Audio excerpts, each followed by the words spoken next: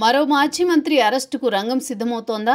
ముహూర్తం ఫిక్స్ చేశారా అంటే అవుననే సమాధానం వినిపిస్తోంది. అందులో చాలా మంది అరెస్ట్ అయ్యారు కూడా. అయితే ఇప్పుడు ఆ జాబితాలో చేరారు మాజీ మంత్రి ఆర్కే రోజా. ఆమెను సైతం అరెస్ట్ చేస్తారనే ప్రచారం ప్రారంభమైంది. తెర వెనుక ఆమె అరెస్టుపై రకరకాల ప్రచారం నడుస్తోంది. ఈ తరుణంలో ఆమె అరెస్ట్ ఎప్పుడు అన్న దానిపై శాప్ చైర్మన్ స్పష్టతనిచ్చారు. జగన్ మంత్రివర్గంలో ఆర్కే రోజా 2.5 ఏళ్లుగా పనిచేశారు. పర్యాటక శాఖతో పాటు క్రీడల మంత్రిగా ఉండేవారు. 2024 ఎన్నికలకు ముందు ఆడుదాం ఆంధ్ర సీఎం కప్ పోటీల నిర్వహణకు సంబంధించి భారీగా అవినీతి జరిగిందని ఫిర్యాదులు అందాయి.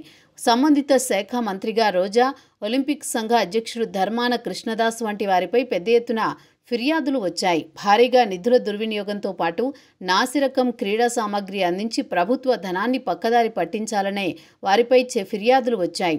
సీనియర్ క్రీడాకారులు, క్రీడా సంఘాలు, ఆట్యాపాట్యా ప్రతినిధులు ఫిర్యాదులు రావడంతో 13 ఉమ్మడి జిల్లాల్లో విచారణ కూడా జరిగింది.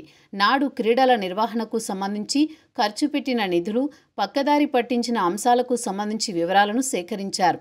ఈ దర్యాప్తునకు సంబంధించి తుది నివేదిక ప్రభుత్వానికి చేరింది. అయితే మంత్రి రోజా ఎక్కడా వెనక్కి తగ్గలేదు. అరెస్ట్ చేసుకుంటే చేసుకోండంటూ సవాల్ విసురుతున్నారు. ఇప్పటికీ కూటమి ప్రభుత్వంపై విమర్శలు చేస్తూనే ఉన్నారు. దీంతో ఆమెపై ప్రత్యేకంగా ఫోకస్ పెట్టినట్టు సమాచారం.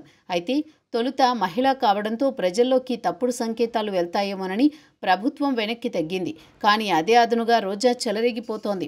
కూటమి ప్రభుత్వంపై విషం చిమ్ముతున్నట్లు 3 పార్టీల నేతలు అనుమానిస్తున్నారు. అందుకే ఎట్టి పరిస్థితుల్లో రోజాను విడిచిపెట్టవద్దని, తప్పకుండా అరెస్ట్ చేసి తీరాలని కోరుతున్నారు.